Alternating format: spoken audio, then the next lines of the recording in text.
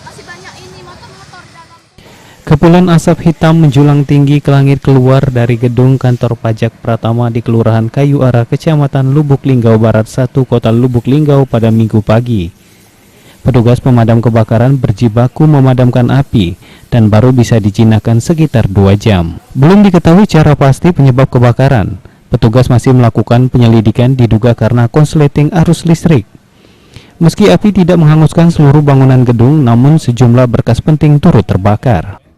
Kalau kita lihat setelah pendinginan ini suasananya ya, adapun ruang lokasi yang terbakar seperti yang kita lihat, ini yang pertama ruangan aula, kemudian ada di depannya itu ruangan umum, ya, bagian umum. Musibah kebakaran yang terjadi pada pukul 10 pagi ini tidak menimbulkan korban jiwa dan untuk kerugian pun belum bisa diketahui.